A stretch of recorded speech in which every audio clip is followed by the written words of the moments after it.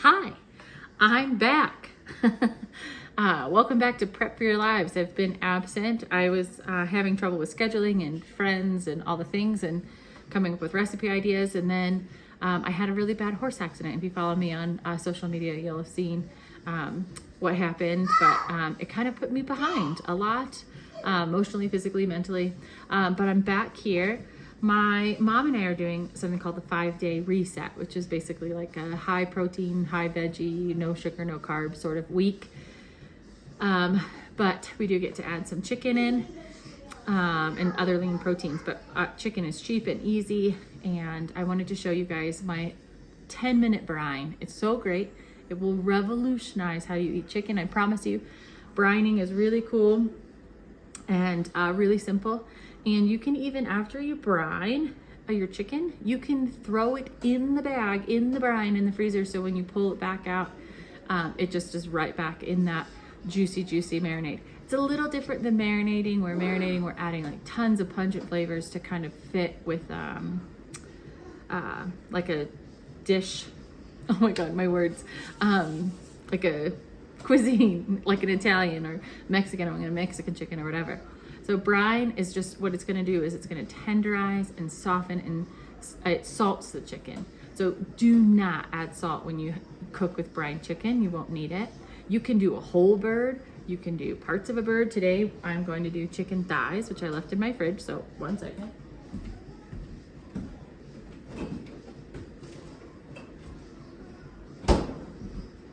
Number one rule, make sure you have all your food out that you're gonna prep. So actually I'm doing chicken breast because that's what I pulled out of my freezer.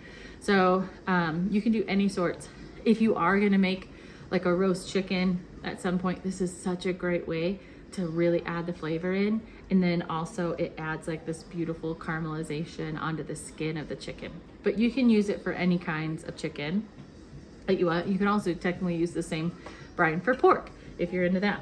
So to get started, I'm gonna teach you another kitchen trick. If you have a knife, and I always lose my fancy sharpener, don't know why, but I always lose my fancy sharpener.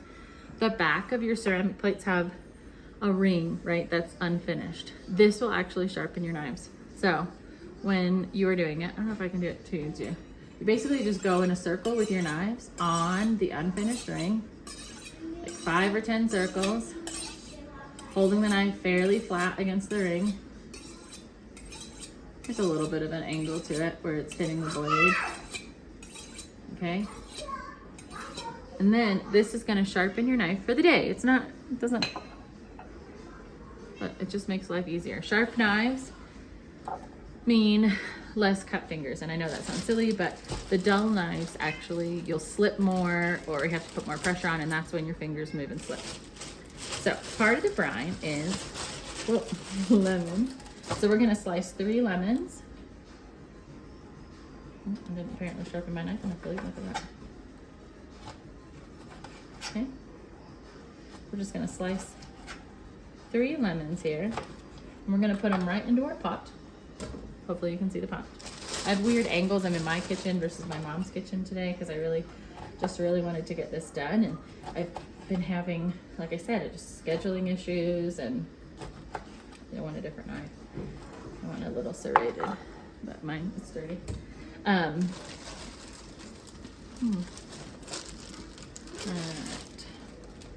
And, okay, so there our lemons are in.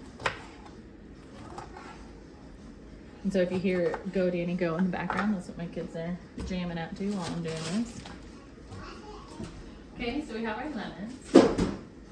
And then we're going to do half a cup of salt. Now, that sounds pretty large, but you're considering you're making basically a whole bird. You're doing, a whole bird is about 5 pounds, 5 to 10 pounds of meat. So I'm doing 2 pounds of breast, so I'm actually only gonna do a 1/4 cup, but if I was following my recipe all the way, it would be half a cup for a whole bird. We're adding that to the lemon. Then we're gonna add a 1/4 cup of honey to that. Add that in there. And this is what helps with the skin especially. It gives you that real crisp on the skin if you're doing your whole bird. And then we're gonna do a 1/4 cup of apple cider vinegar. I always get the apple cider vinegar with the mother because it actually has more probiotics than the clarified one. And of course, if we add healthy things into our body in any way we can, we just get healthier.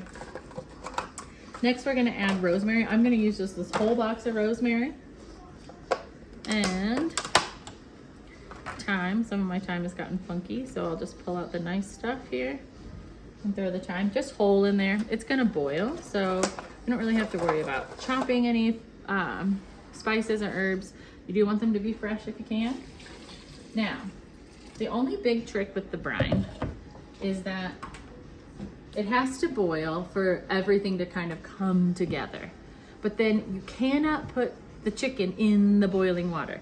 You have to put the chicken in cold water. This is very important. Your brine will hold in your fridge for 3 or 4 days if your fridge is holding at a nice temperature. You can put it in a Ziploc baggie, you can leave it in the pot, whatever you want. Make sure it's covered, make sure it's sealed, and it'll hold that chicken.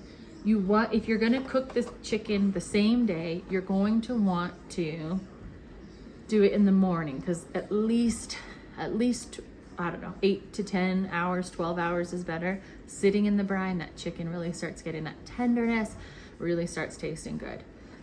But like I said, you can leave it in the brine for 3 days. When I worked at a guest ranch, we would have 3 to 4 hours, depending on how many guests we had, to prepare 3 meals plus desserts, and for 8 to 10 people.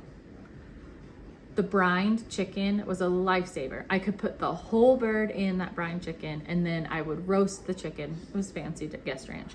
We'd roast the chicken and do the whole thing and do the whole presentation.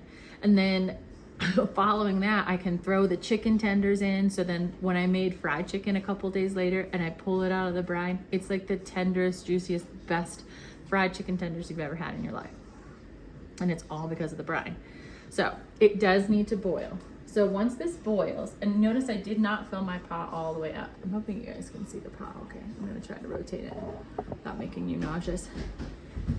I did not fill my pot all the way up. Once the pot boils, I will go back and add ice water to start cooling my brine down, because I often don't have tons of time. I don't have a whole day just to let this brine cool. So if the recipe that I originally gathered from was like, set your brine out to cool. I'm like, that will take all day. I don't have all day. So I do just a little bit of water in the sauce or the brine and let all those flavors start. And then I pour in ice water to instantly cool my brine down. And then I'll put my chicken in. So that is the key, just because if you put the chicken in the boiling water, it will start to cook, which you don't want. And then if you put that hot chicken and the hot brine chicken in your refrigerator to let it sit for a couple of days, it'll get into that the health department danger zone where bacteria and things can start growing. You don't want to do that. But so now I've got my 5-day reset. I'm putting all my chicken into my brine, and I've got chicken for the week for me, where I can pull a piece out every night and toss it on the skillet, put it on the grill, whatever I want. But I'm gonna have this deliciously flavorful chicken ready to go. And that's what I would do at the guest ranch. When I'd have multiple chicken dinners, I'd have the chicken sitting in a huge pot in the fridge, and I just pull out what pieces I needed, because then I could use it half the week. Half the week I could have the chicken marinated and ready to go. And the cool thing about the brine, like I said, versus like a marinade, if you're gonna do a teriyaki or whatever, it's like just basic flavors in this brine. So you can go any direction with it. You don't have to sit in one cuisine. You absolutely can hit any direction with this chicken. Makes it very versatile for you for the week. And like I said, if you're doing a whole pack of chicken or several packs of chicken at once, portion some out into zip baggies, put the chicken in, and then freeze it. And then that way, next week when you want chicken, you just pull that out of the brine, set it in your fridge. As it defrosts, the brine is still working and getting it nice and tender. Okay, here comes, it's about to boil. It's getting so close. And I use pink salt. I don't normally use pink salt.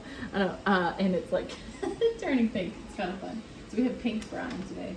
I normally just use sea salt, but I had a bunch of the Himalayan salt. And the Himalayan salt adds different things. Okay, so now my brine is boiling. And it's getting all frothy. I want to stir all those flavors in together. Okay, we're gonna let it boil for just a couple minutes, and then we will have chicken for the week in the most delicious way. And I promise you, the people who have eaten this brine chicken know it is the best chicken no matter which way I cook it. It is the best chicken. So I highly recommend just starting to brine your chicken. It's a very old school thing. It's what they used to do back in the day, 100 years ago. Because the salt and vinegar holds that chicken, it's like preserving the chicken while it's marinating and softening the meat and all that stuff. And so it was a really safe way for them to have chicken for multiple days. And that is my chicken brine. So, like I said, once it's finished boiling for just a couple of minutes, I'm gonna add a big bucket of ice water to my pot. And then after it's cooled, I will put my chicken in and put it into my fridge. Do not put chicken into the hot brine. This recipe will go on Pinterest today. Please follow along on our Pinterest page so you can see all the recipe, the ingredient list and quantities and all that good stuff. Thank you so much for joining me today on Prep for Your Lives. See you later. Bye.